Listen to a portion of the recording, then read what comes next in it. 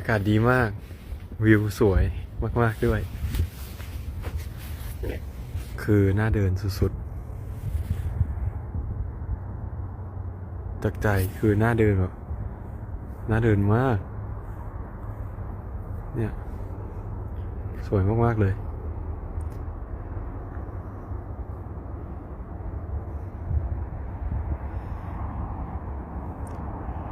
สวยสุดๆแบบสุดๆไปเลยอะ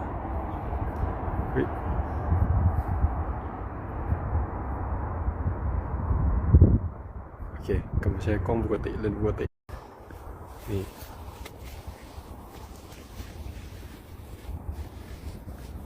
ฉันต้องไลฟ์แบบไหนถ้ากล้องนี้แน่ดีกว่านั่นแหละเห็นปะวะเห็นแล้วนั่นแหละก็ถึงญี่ปุ่นแล้วเหนื่อยดีวันนี้ไม่ค่อยชอบนั่งเครื่องบ่ายเท่าไหร่เพราะว่ารู้สึกว่ามันเสียเวลาทั้งวันหมายถึงว่าเวลาแบบเวลาการใช้ชีวิตไปทั้งวันเพราะว่ามันไม่ได้ทำอะไรนอกจากอยู่บนเครื่องไงปกติถ้าเลือกได้ผมจะชอบพวกแบบ Red Eye Flight Red Eye คืออะไรอีก Red Eye Flight ก็คือแบบถ้าแปลเป็นภาษาไทยมันคือไฟตาแดงอ่ะก็คือคุณนอนข้ามคืนบนเครื่องอย่างแบบอย่างล่าสุดไปฮ่องกงคนก็จะเห็นว่าผมนั่งไฟตี 2ตี 3แล้วไปถึงฮ่องกงตอนตี 5อย่างเงี้ยผมจะชอบไฟแบบนั้นมากกว่าผมรู้สึกว่าไม่เสียเวลาก็ไปนอนบนเครื่องเอาอันนี้ก็เหมือนกันก็รู้สึกว่าชอบไฟพวกแบบอย่างมาญี่ปุ่นเนี่ยชอบไฟแบบเที่ยงคืนอย่างเงี้ยมากกว่า4 ทุ่มอย่างเงี้ยเพราะว่าพอมันเที่ยงคืน4 ทุ่มมาถึงมันนอน5-6 ชั่วโมงแล้วมันมาถึงประเทศนั้นวันถัดไปพอดีแล้วมันก็แบบทุกอย่างมันจะลงล็อกพอดีแต่นี้พอมันขึ้นเครื่องแบบ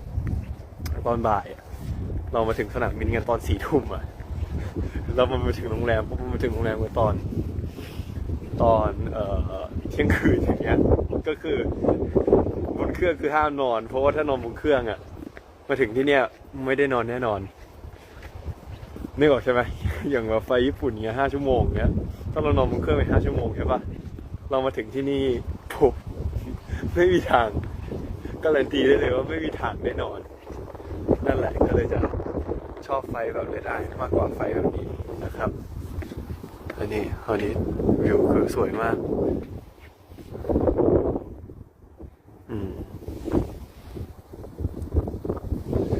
แต่ว่าถ้าอย่างคน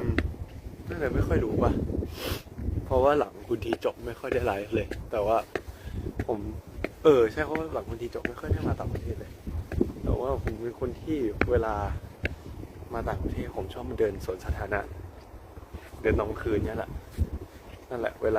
าในการเดินของผมก็เลยเนี่ยแหละก็จะเป็นแบบนี้เนี่ยแหละก็มันจะเดินตอนกลางคืนตามสวนสาธารณะแล้วก็อย่างนึงคือเดินย่อยด้วยเมื่อกี้ไปกินข้าวมันมาก่อนที่จะมาเดินนะหมายถึงว่าถึงโรงแรมเสร็จปุ๊บแกของเสร็จปุ๊บก็ไปกินข้าวมันมาเพราะว่าทุกคนหิวมากเพราะว่าทุกคนต่างไม่ได้กินข้าวกันบนเครื่องเพราะว่าคนส่วนมากหลับแต่ผมมากินไปแล้วผมมากล่าวว่าวันนี้จะไม่กินแล้วเพราะรู้สึกว่าถ้ากินอาจจะนอนไม่หลับแล้วมันเกินโควต้าเพราะว่าวันนี้มันไม่ได้ขยับเลยมันนั่งอยู่บนเครื่องอย่างเดียวมันไม่ได้ทำอะไรเลยก็เลยแบบโอเคตอนแรกก็คิดไว้ในใจว่าแบบโอเคเราจะไม่กินแล้วแต่ผลสุดท้ายพอเราไปนั่งเป็นเพื่อนคนอื่นเฉยๆพอไปถึงหน้าร้านปุ๊บน่ากินอยู่ดีแล้วคนหนึ่งก็บอกว่ากินไปก่อนถึงญี่ปุ่นแล้วกินไปก่อนเดี๋ยวค่อยเบิร์นเอาแล้วกันอะไรเนี่ยแหละก็กึ่งประชดใช้กรรมด้วยแล้วก็บอกว่ามันยังไม่งงเนี่ยเข้ามาทางไหนวะพอเอาโทรศัพท์ไลฟ์เปิดแมปไม่ได้คืออย่างนี้ที่ผมอย่างนี้เวลาเราต่างประเทศนะเราจะเดินสาธารณะนะเราเดินดึกๆนะถ้าเป็นประเทศที่ปลอดภัยใช่ไหมก็จะดูตาม Google Map เนี่ยแหละว่าแถวที่พักมีสวนสาธารณะอะไรบ้างนู่นนี่นั่นแล้วก็เดินเที่ยวเดินตะเวนเอาแต่วันนี้เราดัน underestimate ไอ้นี่ไปหน่อย underestimate ความหนาวของญี่ปุ่นไปหน่อยคือผมก็คิดว่าผมมาแต่งตัวมาโอเคแล้วแบบเตรียมตัวมาดี แต่ว่าผลสุดท้ายพอไปมา ก็ก็ไม่พออยู่ดี ก็ผลสุดท้ายก็ไม่ได้เอาถุงมือมา แล้วก็หนาวก็เลยผลสุดท้าย เข้าสะดวกซื้อไปซื้อถุงมือมานะครับผมแต่โชคดีเอาหูฟังมา เลยมีอะไรแบบปิดหูไว้หน่อยให้มันอุ่นนี่มีท่าเรือด้วยอันเนี้ยสวยเลยแต่ตรงนี้ที่เดินอ่ะมันเดินแบบเดินริมน้ำมันสวยแบบสวยเลยอ่ะเนี่ยเห็นแบบฟิลซิตี้สกายไลน์อะไรประมาณเนี้ยนี่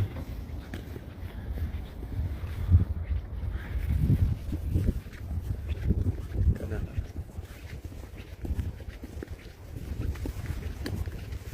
ก็เป็นแอคทิวิตี้ยามดึกงานหนึ่ง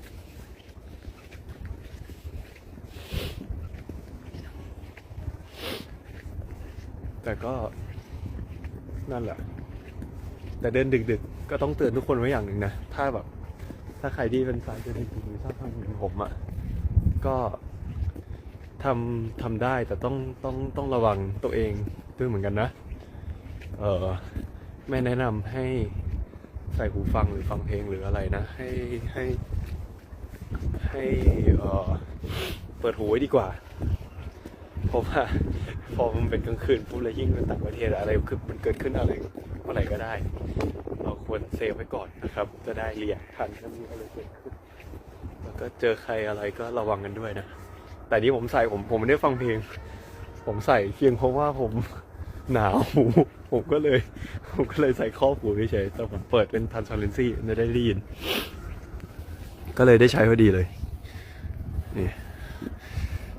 แต่ชอบนะผมชอบเวลามาต่างประเทศแล้วได้มาเดินอะไรแบบนี้นะมันได้เห็นแบบอีกมุมหนึ่งของเมืองว่าแบบประเทศนั้นนะเขาใช้ชีวิตยังไงเมืองเขาอะใช้ชีวิตยังไงเพราะอย่างเช่นประเทศไทยใช่ปะประเทศไทยมันเป็นประเทศที่มันเดินไม่ได้เอาตรงๆนอกจากอากาศเดินไม่ได้แล้วคนวางผังเมืองวางให้เดินไม่ได้กล้าพูดว่ามันวางให้เดินไม่ได้เพราะว่าเดินไปแล้วเดินมาหมดแล้วจริงๆเพราะผมเป็นคนชอบเดินสำหรับผมอะอากาศไม่ใช่ปัญหาอากาศร้อนไม่ใช่ปัญหาแต่ประเทศไทยมันไม่เอื้อกับการเดินจริงๆมันไม่มีฟุตบาทมันไม่มีอะไรให้เดินเพราะว่าผมอันนี้กล้าพูดได้ว่าผมมาเดินบ่อยในกรุงเทพอะยิ่งสมัยตอนมหาลัยใช่ปะผมเคยเดินไกลสุดคือจากสามย่านมิตรทาวน์เพราะว่าผมเรียนจุฬาไงเดินจากสามย่านมิตรทาวน์ไปตึกแกรมมี่อันนี้ทำมาแล้วบอกเลยว่าทรมานมากไม่ใช่เพราะอากาศนะเพราะเส้นทางในการเดินแย่มากส่วนเมืองไทยมันไม่เอื้อต่อการเดินคนวางแบบมันไม่ได้เอื้อต่อการเดินเลยต้องแบบเดินทะลุห้างนู้นทะลุห้างนี้แล้วก็ขึ้นไปเดินสกายวอล์ก BTS เดี๋ยวก็ต้องลงมาเดินฟุตบาทแล้วก็ต้องลงไปใต้ดินแล้วขึ้นมาใหม่อีกฟุตบาทบางที่ไม่มีที่เดินอีก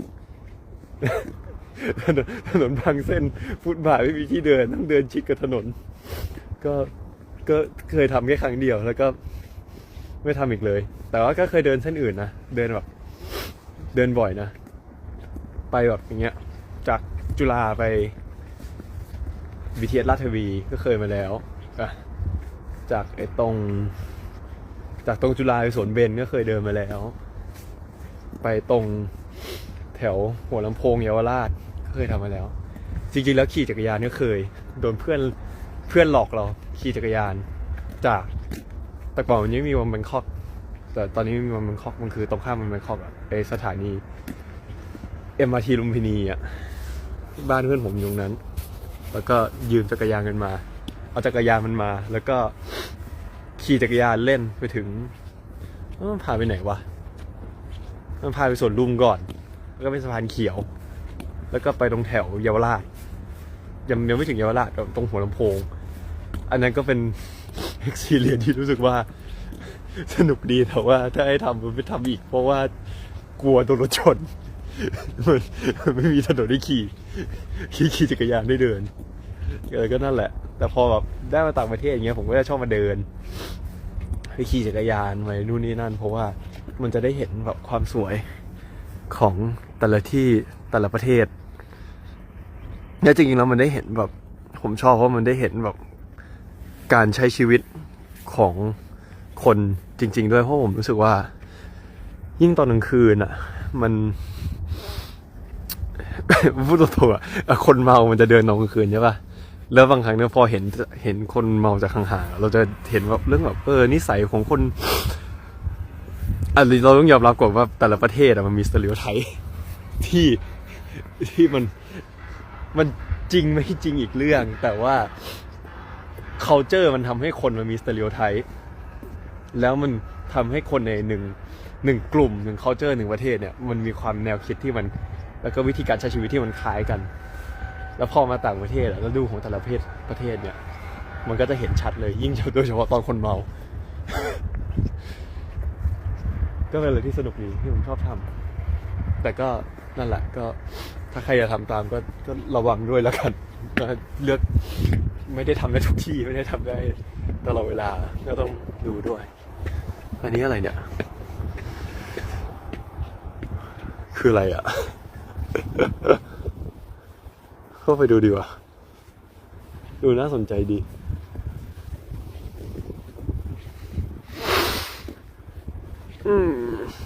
คืออะไรเอ่ยคุณคืออะไรเอ่ยฮัลโหล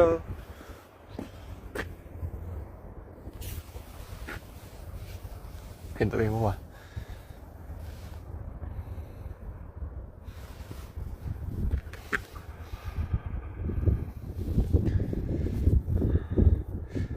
เฮ้ยหนาวไม่นี่ไม่ใช่เส้นที่ดูไว้ตอนแรกเราจะติดถนนใหญ่ถึงจะเป็นเส้นที่ดูไว้ตอนแรกหรือเดินเลยวะน่าจะเลยละน่าจะวกกลับมาอีกที่หนึ่งละโอ้ยน่าจะเดินเลยนิดนึงไม่เป็นไรอันนี้ก็ได้อยู่จำแบบได้อยู่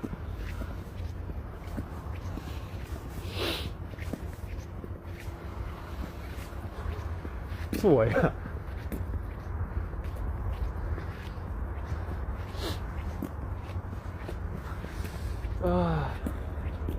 แต่ก็เดี๋ยวพรุ่งนี้มีเขาเรียกอะไรพรุ่งนี้ทำอะไรก่อนวะพรุ่งนี้เดี๋ยวมีทำพวกวันนี้เฟดเดี๋ยวมีแฟนไซน์มั้งมีถ่ายรูปมีแฟนไซน์มีนู่นนี่นั่นอยู่ในพรุ่งนี้หมดเลยแล้วก็พรุ่งนี้ก็ซ้อมสำหรับแฟนเฟสรีเฮอร์ซัลนะครับเดี๋ยวต้องรอดูว่าจะออกมาแล้วเป็นอย่างไรตื่นเต้นเหมือนกันเพราะว่าเราไปเล่นกันที่โตเกียวการ์เด้นเธียเตอร์ใช่ไหมใช่ซึ่งถ้าตัวผมอาจจะไม่ผิดนะเคยเล่นที่นี่มาแล้วรอบหนึ่งตอนแฟนเฟส2 ปีที่แล้วมั้งใช่ป่าวะน่าใช่แฟนเฟส2 ปีที่แล้วตอนนั้นจำได้ว่าฮอลล์นี้คนเยอะมากเยอะมากจริงๆเพราะว่าล่าสุดผมก็อยากรู้ว่ามีกี่คนเนี่ยในฮอลล์นี้ก็เลยลองเสิร์ชดูประมาณ 8,000 คนที่เป็น max capacity ของโตเกียวที่เป็น max capacity ของโตเกียวการ์เด้นเธียเตอร์นี่แหละประมาณ 8,000 คนก็ใหญ่มากๆก็ตื่นเต้นเหมือนกันเพราะว่ามันใหญ่เกือบเท่า Impact เลยเพราะว่า Impact ที่ถ้าตาม configuration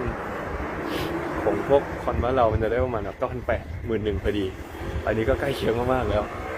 ก็แบบว้าวมาอยู่เหมือนกันก็เดี๋ยวคิดว่าสนุกดีเดี๋ยวไปเล่นก็น่าจะสนุกดีนะแต่ว่าตอนนี้ไปพักผ่อนก่อนดีกว่าเดี๋ยวกลับไปนอนละ ดี๋ยวเราค่อยไปเจอกันนะทุกคน บ๊ายบายจ้ะ เจอกันจ้ะ